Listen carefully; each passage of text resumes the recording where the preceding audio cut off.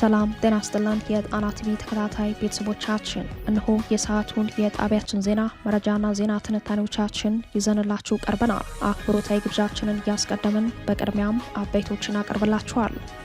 የፋኖ ኃይሎች በጎጃም በቀጠለው ተጋድሎ ሰፊ ድል መቀዳጀታቸውን አስታውቀዋል።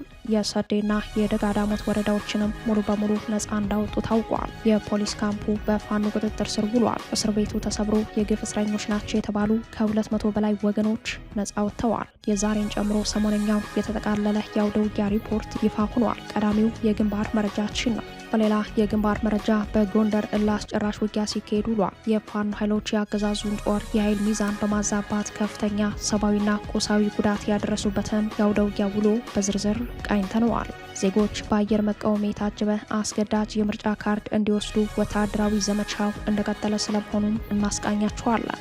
ሸዋ 4 ኪሎን የሚያሸብር ጥብቅ መልእክት ተላልፏል። አርበኛ መከታው ማሞ አዲሱን ወታደራዊ ትዕዛዝና መመሪያ የተመለከተ ማብራሪያ ሰጥተዋል። በሌላ በኩል ብልጽግና እየፈረሰ ያለውን ሚሊሻ መልሶ ለማደራጀት ያወረደው ትዕዛዝ ፍርሰቱን የሚያባብስ ሆኗል። አብራችሁን ስትዘልቁ ትሰሙታላችሁ። ፕሬዚዳንት ትራምፕ ቀጣዩን ወረራ እንጠብቃለን ሲሉ በኢራን ዙሪያ ባለው የተኩስ አቁም ላይ ጥርጣሬ አሳድረዋል። የኢራኑ ፕሬዚዳንት በበኩላቸው ሀገራቸው ሊባኖስን አሳልፋ እንደማትሰጥ አስጠንቅቀዋል። እስራኤል በዛሬው ማጥቃቷ የሂዝቦላ ዋና ጸሐፊ ልዩ ረዳትና የመሪውን ቤተሰብ መግደሏ ተሰምተዋል። ቤይሩት በእሳት ስትነድ ውላለች። ለሰዓቱ የመረጥንላችሁ ዜና ትንታኔያችን ነው። እነዚህንና ሌሎችን ይዘናል። አሁን ወደ ዝርዝር መረጃዎቹ እናመራለን።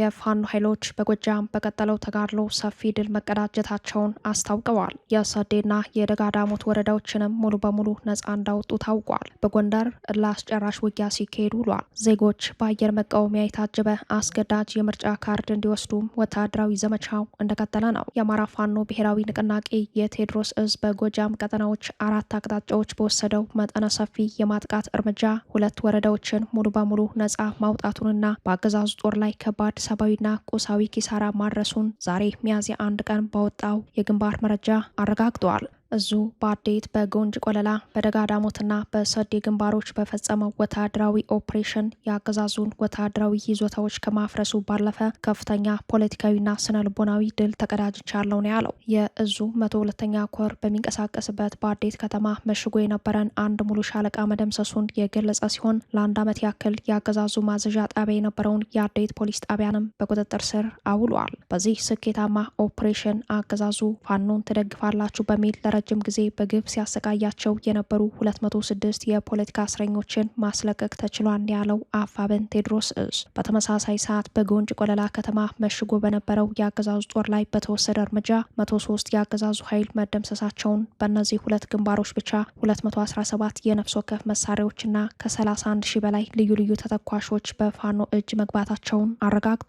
የድል ዜናው በደጋዳሞት ግንባርም የቀጠለ ሲሆን በ109ኛው ኮር አማካኝነት በተከናወነ ኦፕሬሽን 150 የአገዛዙ ጥምር ጦር ሲደመሰሱ 1 ሌተናል ኮሎኔልና 100 አለቃን ጨምሮ 43 የብልጽግና ሰራዊት ሰብአዊ ምርኮኛ መሆናቸውን ገልጸዋል። በዚህ ግንባር ብቻ 180 ክላሽኮቭ፣ 9 ብሬን፣ 3 ስናይፐርና 3 መኪናዎች ከመያዛቸው ባለፈ ከፍተኛ መጠን ያለው የምግብና የነዳጅ ሎጂስቲክ መማረኩ አፋብን ቴዎድሮስ እዝ በዛሬው የተጠቃለለ የግንባር መረጃው አረጋግጧል። በሌላ በኩል በሰዴ ግንባር በተደረገው እልህ አስጨራሽ ውጊያ 167 የአገዛዙ ወታደራዊና የጸጥታ ኃይሎች የተደመሰሱ ሲሆን ወረዳው አሁን ላይ ሙሉ በሙሉ በአፋብን ቁጥጥር ስር ውሏል ያለው አፋብን ቴዎድሮስ እዝ በዚህ ግንባርም 9 መኪናዎች፣ 15 ሞተር ብስክሌቶች ከመማረካቸው ባለፈ 29 ምርኮኞች በፋኖ እጅ መግባታቸው ታውቋል። ይህ ወታደራዊ ስኬት በአገዛዙ ፖለቲካዊ መዋቅር ላይ ከፍተኛ ድንጋጤ የፈጠረ ሲሆን የሰዴና የደጋዳሞት ወረዳዎች ሙሉ በሙሉ ነፃ መውጣታቸውን ተከትሎ የአካባቢው የብልጽግና አመራሮች ይዞታቸውን ጥለው ወደ ባህር ዳር ፍኖተ ሰላምና ደብረ ማርቆስ መሸሻቸው ተገልጿል። የአፋብን ቴዎድሮስ እዝ የህዝቡን የህልውና ትግል በላቀ ድል ለማጠናቀቅ ቀሪ አካባቢዎችን ከአገዛዙ ነፃ ለማውጣት ኦፕሬሽኑ ተጠናክሮ እንደሚቀጥል አረጋግጠዋል። በሌላ የግንባር መረጃችንም በጎንደር ቀጠናዎች እልህ አስጨራሽ አውደ ውጊያ በመካሄድ ላይ መሆኑን ከአካባቢው የፋኖ ምንጮች ሰምተናል። የአገዛዙ ጥምር ሰራዊት መነሻውን ከጎንደርና ከሰሜን አቸፈር ሊበን በማድረግ በሁለት አቅጣጫ ወደ ሻውራ ለመግባት በተደጋጋሚ ሙከራ ባደረገበት ወቅት የአፋብን በላይ ዘለቀ መይሰው ካሳ ሁለተኛ ኮር ከፍተኛ ኪሳራን አስተናግዶ ቀጠናውን በለቀቀ ከአንድ ወር በኋላ አለፋ ወረዳ ሻውራ ከተማ የገባ ቢሆንም የፋኖ ኃይሎች ከከተማው በተወሰነ ኪሎ ሜትር ርቀት ዙሪያውን ከበባ ውስጥ አስገብተውታል። በዚህም ማናቸውንም አይነት እንቅስቃሴም ሆነ የምርጫ ቅስቀሳ ማድረግ አልቻለም ነው ያሉት የፋኖ ምንጮች። በከፍተኛ የፍርሃት ቆፈን ውስጥ ያለው የአገዛዙ ጥምር ጦርና ካቢኔ በአፋብን በላይ ዘለቀ እዝ መይሰው ካሳ ሁለተኛ ኮር አድዋ ክፍለ ጦር ተደጋጋሚ የሆነ የሽምቅ ውጊያ ሙከራ ሲደረግበት ከመሸገበት ከሻውራ ከተማ ስቦ በማስወጣት ከመጋቢት 29 ጀምሮ በሁለት አቅጣጫ ማለትም በአጸደ ማርያም በኩል አብዛኛው ኃይሉ የተንቀሳቀሰ ሲሆን በተለያዩ ገዢ ቦታዎች የፋኖ ኃይሎች ቀድመው በመቆጣጠር በዚሁ ቀጠና ከጠዋቱ ከ12 ሰዓት ጀምሮ ተገማች ያልሆነ ወታደራዊ አስተላለፍን በመቀያየር ክፉኛ እንደመቱት የፋኖ ምንጮች አረጋግጠዋል። በተለይም ችምዘን ከምትባል ቦታ የጨበጣ ውጊያ በማድረግ ክፉኛ ምት ሲደርስበት ተጨማሪ ኃይል ከሻውራ በመጨመር ቀጠናው ላይ ላስጨራሽ አውደ ውጊያ እየተደረገ እንደሚገኝ ይህ ዜና እስከተጠናቀረበት ዛሬ ሚያዝያ 1 ቀን 2018 አመሻሽ ድረስ እንደቀጠለ መሆኑን የፋኖ ምንጮች ለጣና ዘጋቢ አረጋግጠዋል። ሁለተኛው አሰላለፍ ከሻውራ ከተማ በምዕራብ በኩል የነብሮ ብርጌድና ሌሎች ብርጌዶችን በማጣመር ወደ ከተማው በመጠጋት ያገዛዙን የኃይል ሚዛን ለማዛባት ለሌላ የማጥቃት እንቅስቃሴ ዝግጅት ላይ እንዳለ የክፍለ ጦሩ የህዝብ ግንኙነት አርበኛ ዳንኤል አቡሃይ መረጃውን አድርሶናል። ይህ በእንዲህ እንዳለ የፋኖን ክንድ መቋቋም ያቃተው የአገዛዙ ሰራዊት ዙ 23 እና መሰል ከባድ መሳሪያዎችን በየአቅጣጫው በመተኮስ የሽብር ስራውን እየሰራ ንጹሐንን በስጋት ላይ የጣለ ሲሆን በምዕራብ ጎንደር ሰፊ ቀጠናዎች ኔትወርክ እንዳጠፋ ሰምተናል። በዚህ አውደ ውጊያ ቁጥሩ በውል ያልታወቀ የአገዛዙ ጦር ሞትና ቁስለኛ የሆነ ሲሆን በህዝብ ትብብር በየቦታው አስክሬኑን እየቀበረ እንደሚገኝም ከአካባቢው ምንጮች ሰምተናል። በዚሁ የጎንደር ቀጠና በዙ 23 እና በዲሽቃ የታጀበ የቤት ለቤት አስገዳጅ የካርድ ውሰዱ ዘመቻ እንደቀጠለ መሆኑን መረጃውን ያድረሱን የወረታ ከተማና አካባቢው ማህበረሰብ በበኩላቸው ከወረታ ወደ ጣና አቅጣጫ ወደ ገበያ ከተማ የፎገራ ወረዳ አመራሮች ዙ 23 እና ዲሽቃ በታጠቀ የአገዛዙ ሰራዊት እያስፈራሩ ህዝቡን በኃይል ከየቤቱ አስወጥተው የምርጫ ካርድ እንዲወስድ ማድረጉን ለጣና ዘጋቢ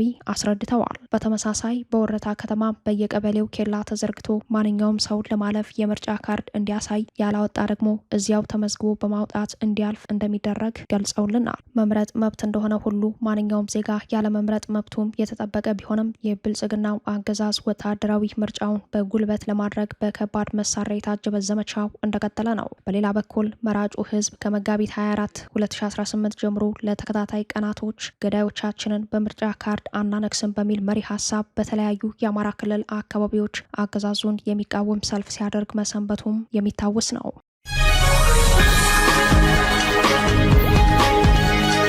ሸዋ 4 ኪሎን የሚያሸብር ጥብቅ መልእክት ተላልፈዋል። አርበኛ መከታው ማሞ አዲሱን ወታደራዊ ትዕዛዝና መመሪያ የተመለከተ ማብራሪያ ሰጥተዋል። በሌላ በኩል ብልጽግና እየፈረሰ ያለውን ሚሊሻ መልሶ ለማደራጀት ያወረደው ትዕዛዝ ፍርሰቱን የሚያባብስ ሆኗል። የብልጽግናው አገዛዝ አማራን በአማራ በማጋደል ስልቱ በጦር ሜዳ ከመከላከያ ፊት የጥይት ማብረጃ፣ በምርጫ ፕሮጀክቱ ደግሞ ከምርጫ አስፈጻሚ ባለስልጣናቱ ፊት በብዙ እያሰለፈ ያስፈጀውንና በመፍረስ ሂደት ላይ ያለውን የሚሊሻ ኃይል መልሶ ለማዋቀርና ለማደራጀት ትዕዛዝ ማውረዱ ተሰምተዋል። ትዕዛዙ የሚሊሻ 30ኛ ዓመትን እናክብር በሚል የወረደ ሲሆን ዓላማውም ከፋኖ ጋር በሚካሄደው ውጊያ በሞት በምርኮና በኩብለላ እየፈረሰ ያለውን ሚሊሻ የ30 ዓመት ታሪክ ስላለ ጠንከር ከሚለው ጎን ለጎን በፈቃደኝነት ተጨማሪ ሚሊሻ የመሆን ኃይል ለመመልመል የታሰበ መሆኑን ለጣና በደረሳት መረጃ ላይ ተመላክተዋል። በካድሬ ጥቆማ ተፈልገው የተገኙ ሲቪሎች ሚሊሻ አንሆንም ማለታቸውን ተከትሎ በመከላከያ እየታሰሩ መሆናቸው ታውቋል። በግዳጅ ላይ ያሉት የሚሊሻ ኃይልም እየኮበለለ ነው ያሉት የመረጃው ምንጮች ትዕዛዙ ፍርሰቱን ይበልጥ አባብሶታል ሲሉ ሁኔታውን አስረድተዋል። ከባለስልጣናት ጋር ቤት ለቤት የምርጫ ፕሮጀክት እንዲያስፈጽም የታዘዘው ሚሊሻ በፋኖ ኃይሎች የደፈጣና የተጠኑ ልዩ ኦፕሬሽኖች ከፍተኛ ሰብአዊ ኪሳራ እያስተናገደ ቤተሰቡም እየተበተነ ማህበራዊ መናጋቶች የከፋ ደረጃ በደረሱበት በዚህ ጊዜ ተጨማሪ ሚሊሻ ለመመልመል ያሰበው አገዛዙ እርምጃው እንዲገታ ህዝብን የማንቃት ስራን እንዲሰራም ተጠይቋል። ተገልጿል። በሸዋ በደብረ ብርሃን በሁለት አቅጣጫ በመግባት የብልጽግና የምርጫ ቅስቀሳ ሲያደርጉ በነበሩ ሚሊሻዎች ላይ የብልጽግና አመራሮች ላይ ጥቃት በተፈጸመበት ወቅት በርካታ ሚሊሻዎች ማለቃቸውን ያስታወሱት የመረጃው ምንጮች የሚሊሻው ማለቅ ቤተሰብ የሚበትን የከፋ ማህበራዊ ቀውስ የሚያስከትል በመሆኑ በዚህ ስርዓት ውስጥ የግለሰብ ወንበር አስጠባቂ ከመሆን እንዲወጡ አሁንም የማንቃትና ግንዛቤ የመፍጠር ስራው በፋኖ ኃይሎች በኩል ተጠናክሮ እንደሚቀጥል ተጠይቋል። ይህ በእንዲህ እንዳለ ከሸዋ 4 ኪሎን የሚያሸብር አዲስ የትግል መመሪያና ትዕዛዝ ተሰጥቷል። አፋብን ሸዋ ጠቅላይ ግዛት አሳምነው እዝ የእዙን የስራ አስፈጻሚ አመራሮችን ካስተዋወቀ በኋላ ከሰሞኑ በቀጠለው ተጋድሎ መሃል ቀጣይ የትግል መመሪያዎችንና ወሳኝ የስራ አቅጣጫዎችን በመተንተን ትዕዛዝ ማውረዱን ሰምተናል። የአፋብን ተቀዳሚ ምክትል ሊቀመንበር አርበኛ መከታው ማሞ በጉዳዩ ላይ ማብራሪያ ሰጥተዋል። አርበኛው አዲሱ የስራ አስፈጻሚ አመራር ለተጣለበት ከባድ ኃላፊነት ራሱን በቁርጠኝነት ማዘጋጀት ይኖርበታል ሲል የአደራ መልእክቱን በአጽንኦት አስተላልፈዋል። አያይዞም የእዙ አመራር በስነ ምግባር የታነጸ በእውቀት የሚመራና ለህዝብ ጥያቄዎች ፈጣን ምላሽ የሚሰጥ ኃይል ሆኖ እንዲቀጥል ተቋማዊ አሰራርን መከተልና ለተቋም የስራ ህግ ተገዥ መሆን ወሳኝ ነው ብለዋል። አክሎም የአባቶቻችን ልጆች ነን ስንል በታሪክ በመንገር ብቻ ሳይሆን ለአሁናዊ የህዝባችን ችግሮች በተግባርም በማሳየት መሆን አለበት ሲል አሳስቧል። የአፋብን ምክትል ፖለቲካ መምሪያ ኃላፊ አርበኛ አሸናፊ ምንዳና የአፋብን ወታደራዊ እቅድ ስትራቴጂ መምሪያ ኃላፊ አርበኛ ኢንጂነር ዘበነ በላይነህ ባቀረቡት ሰነድ ላይ የእዙ ስራ አስፈጻሚዎች የምንለካው በንግግር ብቻ ሳይሆን በምንሰራው ተግባርና በምናመጣው ውጤት ነው በማለት እያንዳንዱ አመራር በየተሰማራበት መስክ ስላለበት ትልቅ ኃላፊነት አስረድተዋል። አመራሩ የህዝብን አደራ ተሸክሞ ግልጽነትና ተጠያቂነት ባለው መልኩ የአታጋይ ድርጅቱን ዓላማ በማንገብ የእዙን ተልእኮዎች በመደጋገፍ በውጤት ማረጋገጥ መስራት ይኖርበታል ተብሏል። ድል የሚረጋገጠውም ፋኖ ከህዝብ ጋር ያለው ቁርኝነትና ከትግል ጓዶቹ ጋር ያለውን ውህደት ስለመሆኑ እንደተመከረበት የጣና ዘጋቢ ያደረሰን መረጃ ያሳያል። አገዛዙ ሰፊ የመነጣጠያ ወጥመድ በማጥመድ እኛን እየነጣጠለ ህዝባችንን የሚያዋርድበት ጊዜ አልፏል። ዛሬ በአንድነት ቁመን ለአንድ ዓላማ በመተሳሰብና በመከባበር ጉዟችንን እናጠናክራለን። የጠላቶቻችንን ቅስም መስበር አለብን በማለት የእዙ የወደፊት የትግል ጉዞ ስኬታማ የሚያደርጉ መመሪያዎች ተላልፈዋል። አፋብን እንደ ንቅናቄ መዳረሻው 4 ኪሎ ስለመሆኑ በሰራዊቱ ዘንድ የጋራ መተማመን መፈጠሩን የእዙ ህዝብ ግንኙነት መረጃ ያሳያል። ኢህአፓ በ10 የኢትዮጵያ ዋና ዋና ከተሞች ግዙፍ የተቃውሞ ሰልፍ መጥራቱን በይፋዊ ጥሪው ማስታወቁን ተከትሎ አገዛዙ ከባድ ድንጋጤ ውስጥ ገብተዋል። የሰልፉ አስተባባሪ የሆኑ የፓርቲው አመራሮች ጦርነቱ ይቆም፣ የንጹሃን ጭፍጨፋና የማንነት ተኮር እስር ዘመቻ ሰለባዎች ይፈቱ ሲሉ የንቅናቄ ዘመቻውን በይፋ አስጀምረዋል። የኢትዮጵያ ህዝባዊ አብዮታዊ ፓርቲ ኢህአፓ በይፋዊ መግለጫው ላይ እንዳስታወቀው ያስቀመጥናቸው ቅድመ ሁኔታዎች ቢሟሉ ኑሮ ኢህአፓ አይኑን ሳያሽ በምርጫው ተሳትፎ ያደርግ እንደነበር በመግለጽ ሂደቱን አስቻይነት የጎደለው ሲል የብልጽግናውን አገዛዝ የምርጫ ፕሮጀክት አጣጥሎታል። የኢትዮጵያን ህዝብ ከቀጣይ መከራና እልቂት ለመታደግ ኢትዮጵያንም ከተደቀነባት የመፍረስ አደጋ ለማዳን የበኩሉን አስተዋጽኦ ለማበርከት ሙሉ ዝግጅት አድርጎ እንደነበር የገለጸው ኢህአፓ ነገር ግን ገዢው ብልጽግና ፍላጎቱ ዲሞክራሲያዊ ምርጫ ማካሄድ ሳይሆን ዛሬም ከቻለ አታሉ አጭበርብሮና ሸውዶ አለዚያም አፍኖና ጨፍልቆ ተመርጫለሁ እወቁልኝ ለማለት ነው ሲል የምርጫ ሂደቱ አስቻይ እንዳልሆነ ገልጸዋል። ኢህአፓ በመግለጫው እንዳመላከተው ጦርነት፣ መፈናቀል፣ የንጹሃን የጅምላ ግድያና እስር የኢትዮጵያ መልኮች በሆኑበት ወቅት የሚካሄድ ምርጫ ለስርዓቱ ንጹሃንን በጅምላ መግደልህን ማሳደድህንና ዜጎችን በፖለቲካ አመለካከታቸው ምክንያት በግፍ ማሰርህን ቀጥል ብሎ መፍቀድና የህዝቡንም ስቃይ ከማስቀጠል የዘለለ ትርጉም አይኖረውም ሲል የብልጽግናውን አገዛዝ የጨረቃ ምርጫ አጣጥሎታል። በአንዳንድ አካባቢዎች ላይ በሰራዊት ታጅቦ ምርጫ ለማድረግ መታቀዱም ብልጽግና ለቀጣይ 5 ዓመታት በኃይል በስልጣን ላይ ለመቆየት ያለውን ፍላጎት የሚያስረግጥ ነው ያለው ኢህአፓ ወታደራዊ ምርጫውን ጥያቄ ምልክት ውስጥ ከቶታል። በተለይም የፓርቲው የህዝብ ግንኙነት ኃላፊ የሆኑት አቶ ይስሐቅ ወልዳይ ለአንከር ሚዲያ በሰጡት ማብራሪያ ላይ በኢትዮጵያ ምርጫ ለማካሄድ አስቻይ ሁኔታ እንደሌለ ኢህአፓ ጥናት መስራቱን ገልጸዋል። እንደ ፖለቲከኛው ማብራሪያ ኢትዮጵያ የምርጫ አፋፍ ላይ ሆና አዳዲስ የጦርነት ግንባሮችን በመፍጠር ላይ ነች። ምርጫ አፋፍ ላይ ሆነን እነዚህ በሙሉ አልተፈቱም ብቻ ሳይሆን አዳዲስ የጦርነት ቀጠናዎችን እየተፈጠሩ ባሉበት ሁኔታዎች ነው ያሉት። እሱ ብቻ አይደለም፣ የህብረተሰቡ ችግር፣ ስቃዩ፣ መፈናቀሉ ከትናንትና በበለጠ ተስፋፍቶ ባለበት ሁኔታ ላይ ነው ይህንን መግለጫ ያወጣነው። ዘን የመግለጫውን አንኳር ይዘቶችን በህዝቡ ላይ እየደረሱ ያሉ ግፎች፣ ሰቆቃዎች፣ ጦርነቶች፣ ሃይማኖት ተኮር ጥቃቶችን እነዚህም መቆም አለባቸው የሚሉ ሀሳብ ያለው ሰላማዊ ሰልፍ ነው ማለት ይቻላል። በዚህ ሁኔታ የሚካሄድ ምርጫ ትርጉሙ እጅግ አደገኛና የሀገር አንድነት ከመሰረቱ እንዲናጋ የሚያደርግ ነው የሚል አቋም የያዘው ኢህአፓ የንጹሐንን ጭፍጨፋ እንዲቆም፣ የኑሮ ውድነቱን የዜጎችን ሕይወት እያመሰቃቀለ ስለሆነ በአስቸኳይ እርምጃዎች እንዲገታ፣ የንጹሐን ዜጎች እስር፣ ማንነት ተኮር እስሮች፣ ወከባዎችና ግድያዎች እንዲቆሙ፣ የዜጎች መፈናቀል፣ ከመኖሪያቸው መፈናቀልና መባረር እንዲቆም፣ ሙስና፣ አድሏዊነትና አግላይነት እንዲወገድ፣ አምባገነንነትን ከህዝቡ ትከሻ ለማስወገድ የሚሻ ኢትዮጵያዊ በሙሉ የሚሳተፍበት ህዝባዊ የተቃውሞ ሰልፍ መጥራቱን በመግለጫው አስታውቋል። ኢህአፓ ከ30 ቀናት በኋላ ማለትም አርብ ሚያዝያ 30 ቀን 2018 በኢትዮጵያ 10 ዋና ዋና ከተሞች ህዝባዊ የተቃውሞ ሰልፍ መጥራቱን ባስታወቀበት መግለጫው ሰልፉ የሚካሄድባቸውን ከተሞች አስታውቋል። በዚሁ መሰረት ህዝባዊ የተቃውሞ ሰልፍ በአዲስ አበባ፣ ባህር ዳር፣ ጎንደር፣ መቀሌ፣ ሐዋሳ፣ አሶሳ፣ ናዝሬት፣ አምቦ፣ ድሬዳዋና ሐረር ከተሞች ለሚያዝያ 30 ህዝባዊ የተቃውሞ ሰልፍ እንደሚካሄድ ኢህአፓ በመግለጫው ላይ አመላክተዋል። ፓርቲው በጠራው ሰላማዊ ሰልፍ ላይ ህዝቡ ተገኝቶ በታላቅ መከራ ውስጥ እያለፉ ከሚገኙ ኢትዮጵያውያን ጎን እንደሚቆም ጥሪ እናቀርባለን ያለው ኢህአፓ ብልጽግና ንጹሐንን መግደልና ማሳደዱን በአስቸኳይ ያቆም ሲል ጥሪውን አቅርበዋል። ሁሉን አቀፍ ሀቀኛ ድርድር ይደረግ፣ የፖለቲካ እስረኞች ያለምንም ቅድመ ሁኔታ በአስቸኳይ ይፈቱ የሚል አቋም የያዘው ኢህአፓ በግንቦት 24ቱ የብልጽግና የጨረቃ ምርጫ እንደማይሳተፍ ገና ከወዲሁ በቂ ምልክት ሰጥተዋል። የኢትዮጵያ ህዝባዊ አብዮታዊ ፓርቲ ኢህአፓ በ10 የኢትዮጵያ ዋና ዋና ከተሞች የተቃውሞ ሰልፍ መጥራቱን ተከትሎ የብልጽግናው አገዛዝ ከፍተኛ ድንጋጤ ውስጥ የገባ ሲሆን ይህ ንቅናቄ ከቀጠለው ጦርነት ጋር ተያይዞ ለስልጣኔ ያሰጋኛል የሚል ግምገማ ላይ የደረሰ መሆኑን ተከትሎ በቀጣይ መጠነ ሰፊ የስር ዘመቻዎችን ሊከፍት እንደሚችል ከወዲሁ ተጠቁመዋል። እንዲያም ሆኖ ኢህአፓ ሚያዝያ 30 ላይ በ10ሩም ዋና ዋና ከተሞች በአደባባዩ ላይ እንገናኝ ሲል ጥሪውን አቅርበዋል።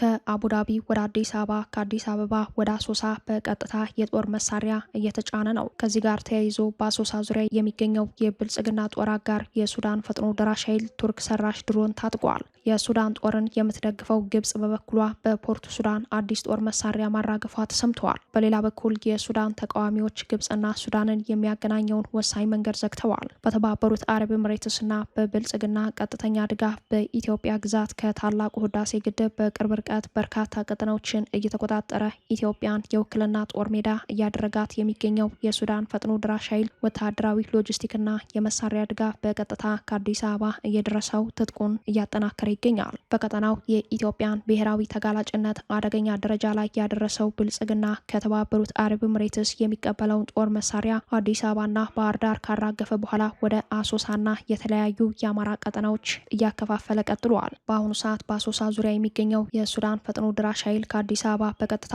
መሳሪያ እየደረሰው መሆኑን የሚያሳዩ አፈትላኪ ወታደራዊ መረጃዎች በመውጣት ላይ ናቸው። ፈጥኖ ድራሽ ኃይሉ አሁን ባለበት የኢትዮጵያ ግዛት ላይ ድሮን መታጠቁ ደግሞ ሌላኛው የሁኔታው አባባሽ ሆኗል። ከፍተኛ ቁጥር ያለው ጦር መሳሪያ ከአዲስ አበባ አሶሳ በአውሮፕላንና በተሽከርካሪ በብዛት ገብቶለታል የተባለው በዚህ ወታደራዊ መረጃ ላይ ከተባበሩት አረብ ኤምሬትስ የመጡ ጥይት የማይበሳቸው የተባሉ 20 የሚደርሱ ተሽከርካሪዎች የገቡ ሲሆን በጉዳዩ ላይ በዮል ዩኒቨርሲቲ የህዝብ ጤና ትምህርት ቤት የሰብአዊ ምርምር ላቦራቶሪ ያወጣው አዲስ ሪፖርት ደግሞ ብልጽግና ለሱዳን ፈጥኖ ድራሽ ኃይል ወታደራዊ ድጋፍ እያደረገ መሆኑን የሚያሳዩ ከፍተኛ እምነት የሚጣልባቸው ማስረጃዎች ማግኘቱን አስታውቋል። ይህም ቀጠናዊ ደህንነትን አደጋ ላይ ሊጥል ይችላል የሚል ስጋት ይፈጥራል ሲል ገልጿል።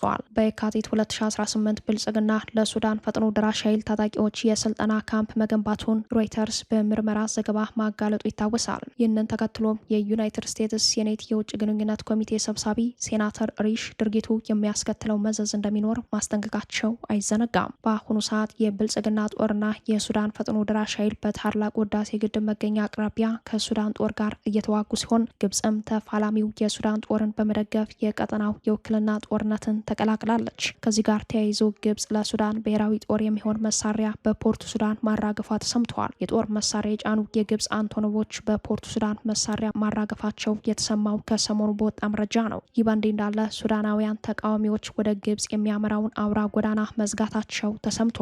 በሱዳን አብሪ ከተማ የሚገኙ በደርዘን የሚቆጠሩ ተቃዋሚዎች በቀሰቀሱት ተቃውሞ ተከታታይ የሆነውን የኤሌክትሪክ መቆራረጥ በመቃወም ሱዳንን ከግብጽ ጋር የሚያገናኘውን አውራ ጎዳና ዘግተዋል ሲሉ የዘገቡት የሱዳን የዜና ምንጮች ናቸው። ተቃዋሚዎቹ ጎማዎችን በማቃጠል በዶንጎላና በዋዲ ሀልፋ መካከል ያለውን ወሳኝ መንገድ የዘጉ ሲሆን ይህ መንገድ በሱዳንና በግብጽ መካከል ለሚደረግ ንግድና ጉዞ ዋነኛ የትራንስፖርት መስመር ነው። በጉዳዩ ላይ የዋዲ ሀልፋ የአስቸኳይ ጊዜ ግብረ ኃይል አባል ለሱዳን ትሪቢዩን እንደገለጹት ነዋሪዎች ክፉኛ የተቆጡት ከተማቸው የኤሌክትሪክ ፈረቃ ውስጥ መካተቷን በመቃወም ነው። ከግብጽ የሚመጣው የኤሌክትሪክ መስመር የከተማዋን ፍላጎት ሙሉ በሙሉ ለመሸፈን በቂ በመሆኑ አብሪ በፈረቃ ውስጥ መካተት የለባትም በሚል ተቃዋሚዎቹ መንገዱን ዘግተዋል ሲል የዜና ምንጩ ጠቁመዋል። ግብጽ በረጅም ጊዜ ስምምነት መሰረት ለተለያዩ የሰሜን ሱዳን ከተሞች የኤሌክትሪክ ኃይል ታቀርባለች። ፕሬዚዳንት ትራምፕ ቀጣዩን ወረራ እንጠብቃለን ሲሉ በኢራን ዙሪያ ባለው የተኩስ አቁም ላይ ጥርጣሬ አሳድረዋል። የኢራኑ ፕሬዚዳንት በበኩላቸው ሀገራቸው ሊባኖስን አሳልፋ እንደማትሰጥ አስጠንቅቀዋል። እስራኤል በዛሬው ማጥቃቷ የሂዝቦላ ዋና ጸሐፊ ልዩ ረዳትና የመሪውን ቤተሰብ መግደሏ ተሰምተዋል። ቤይሩት በእሳት ስትነድ ውላለች። በአሜሪካና በኢራን መካከል በፓኪስታን አሸማጋይነት የተደረገው የ2 ሳምንት የተኩስ አቁም ስምምነት ገና ሳይጸና ፕሬዚዳንት ዶናልድ ትራምፕ የአሜሪካ ጦር በኢራን ዙሪያ ባለበት እንደሚቆይና እውነተኛው ስምምነት ካልተተገበረ ከዚህ ቀደም ታይቶ የማይታወቅ እርምጃ እንደሚወስዱ ዝተዋል። ፕሬዚዳንት ትራምፕ በግል ማህበራዊ ሚዲያ ገጻቸው ትሩዝ ሶሻል ላይ ባሰፈሩት መልእክት የአሜሪካ የባህር ኃይል፣ የአየር ኃይልና ወታደሮች በኢራን ዙሪያ ባላቸው ይዞታ እንደሚቀጥሉ ገልጸዋል። ጦሩ በአሁኑ ወቅት እረፍት ላይና ዝግጅቱን እያጠናቀቀ እንደሆነ የጠቀሱት ትራምፕ ለቀጣዩ ወረራ በጉጉት እየጠበቅን ነው በማለት አስደንጋጭ ንግግር አድርገዋል። ስምምነቱ በማንኛውም ምክንያት የማይተገበር ከሆነ ከዚህ ቀደም ማንም አይቶት የማያውቅ ግዙፍና ጠንካራ ተኩስ ይከፈታል ሲሉ አስጠንቅቀዋል። በተመሳሳይ መረጃ በኢራን በኩልም የውጥረት ምልክቶች እየታዩ ነው። የኢራን ሚዲያዎች ይፋ እንዳደረጉት የኢራን አብዮታዊ ዘብ በሆርሙዝ የባህር ወሽመጥ ላይ የባህር ፈንጂዎችን መቅበሩን የሚያሳይ ንድፍ አውጥተዋል። ይህም በዓለም የነዳጅ ዝውውር ላይ ትልቅ ስጋት የፈጠረ ሲሆን ፈንጂዎቹ እስካሁን ስለመነሳታቸው ግልጽ መረጃ የለም። በቴሄራን ጎዳናዎች ላይ የሚገኙ ዜጎች ለተኩስ አቁም ስምምነቱ ያላቸው እምነት ዝቅተኛ ነው የሚሉ መረጃዎች በመውጣት ላይ ናቸው። አንዲት ሴት ለአልጀዚራ ሲናገሩ አንድ ቀን እንኳን ያለ ደም መፍሰስ ቢያልፍ ደስተኞች ነን፣ ነገር ግን ይህ ሁሉ ግድያ በጣም ያሳዝናል ብለዋል። ሌላኛው ነዋሪ ደግሞ እስራኤል ሊባኖስን እየደበደበች ባለችበት ሁኔታ ይህ የተኩስ አቁም ምንም ትርጉም የለውም፣ ይህ የትራምፕ የቲያትር ትርኢት ነው ሲሉ ስጋታቸውን ገልጸዋል። ምንም እንኳን የኢራን ልዑካን ለንግግር ወደ ፓኪስታን እንደሚጓዙ ቢገለጽም እስራኤል በሊባኖስ ላይ የከፈተችው ጥቃት ድርድሩ አዳጋች አድርጎታል። እስራኤል በአንድ ቀን ብቻ በሊባኖስ 182 ሰዎችን መግደሏን ተከትሎ ኢራን በእንዲህ ያለ ሁኔታ መደራደር ምክንያታዊ አይደለም የሚል አቋም እየያዘች ነው። ይህንን ተከትሎ ኢራን ሊባኖስን አሳልፋ እንደማትሰጥ ፕሬዚዳንት መሱድ ፔዜሽኪያን ማስጠንቀቂያ ሰጥተዋል። የኢራኑ ፕሬዚዳንት መሱድ ፔዜሽኪያን ሀገራቸው ሊባኖስን ብቻዋን እንደማትተዋት በመግለጽ እስራኤል በሊባኖስ ላይ የምትፈጽመው ጥቃት የተኩስ አቁም ስምምነቱን በግልጽ መጣስ ነው ሲሉ ነው የኮነኑት። ፕሬዚዳንቱ እስራኤል ጥቃቷን የምትቀጥል ከሆነ ዲፕሎማሲያዊ ንግግሮች ትርጉም አልባ እንደሚሆኑ አስጠንቅቀዋል። እጃችን በቃታ ላይ ነው፣ ኢራንም የሊባኖስን ሕዝብ አሳልፋ አትሰጥም ሲሉ ፔዜሽኪያን ያላቸውን ጽኑ አቋም ገልጸዋል። ይህ የኢራን ማስጠንቀቂያ የተሰማው ውጥረቱን ለማርገብ ጥረቶች እየተደረጉ ባለበት ወቅት ሲሆን ድርጊቱ ቀጠናውን ወደ በለጠ ግጭት ሊከተው እንደሚችል ተሰግቷል። እስካሁን ከእስራኤል ወገን ለተሰነዘረው ወቀሳ የተሰጠ ምላሽ የለም። የእስራኤል መከላከያ ሰራዊት አይዲኤፍ በበኩሉ ዛሬ ባወጣው የጦርነት መግለጫው ላይ እንዳመላከተው በሊባኖስ ዋና ከተማ ቤይሩት ላይ በፈጸመው የአየር ጥቃት የሂዝቦላ ከፍተኛ አመራር የሆኑትን የናይም ቃሲምን የቅርብ ዘመድና የግል ጸሐፊ መግደሉን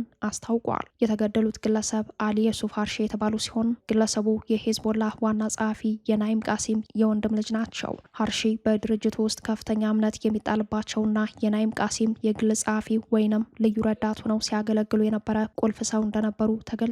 ግድያው የተፈጸመው እስራኤል በቤይሩት ደቡባዊ ዳርቻ በሚገኙ የሂዝቦላ ይዞታዎች ላይ በፈጸመችው ተከታታይና ከባድ የአየር የአየር ድብደባ ወቅት ነው። ይህ ግድያ በእስራኤልና በሄዝቦላ መካከል ያለው ውጥረት ከፍተኛ ደረጃ ላይ በደረሰበትና እስራኤል በሊባኖስ ላይ የከፈተችውን ጥቃት ባጠናከረችበት ወቅት የተፈጸመ ነው። የግል ጸሐፊና የቅርብ ዘመዳቸው መገደል የሄዝቦላን የውስጥ ደህንነትና የመረጃ ልውውጥ መስመር የሚጎዳ ነው የሚሉት ተንታኞች የሄዝቦላ የአጸፋ እርምጃ ተጠባቂ ነው ብለዋል። የዛሬው ጥቃት ለድርጅቱ ከፍተኛ አመራር ለሆኑት ለናይም ቃሲም ቀጥተኛ የስነ ልቦናና የደህንነት ማስጠንቀቂያ ተደርጎ ይወሰዳል። እስራኤል በበኩሏ የሄዝቦላን ከፍተኛ አመራሮችና የቅርብ ረዳቶቻቸውን የመለየትና የማጥቃት የስለላና የወታደራዊ እርምጃ ብቃቷን ያሳየችበት ነው ተብሏል። ክቡራትና ክቡራን ቤተሰቦቻችን ለሰዓቱ የተሰናዱት መረጃዎቻችን እየተከታተሏችኋቸውን ይመስሉ ነበር። አብራችሁን ስለቆያችሁ ልባዊ ምስጋናችን ረሳችሁ እያለን የጣና ቲቪ ወቅታዊ ዜናዎች፣ ትንታኔዎችና ልዩ ልዩ ፕሮግራሞች እንዲደርሷችሁ ቻናላችን ሰብስክራይብ በማድረግ ቤተሰብ ይሁኑ። በተሳትፎ የትግል ሚዲያው እንዲያጠናክሩ ጥሪያችን እናቀርባለን። ጣና ቲቪ ከሀቅ ጋር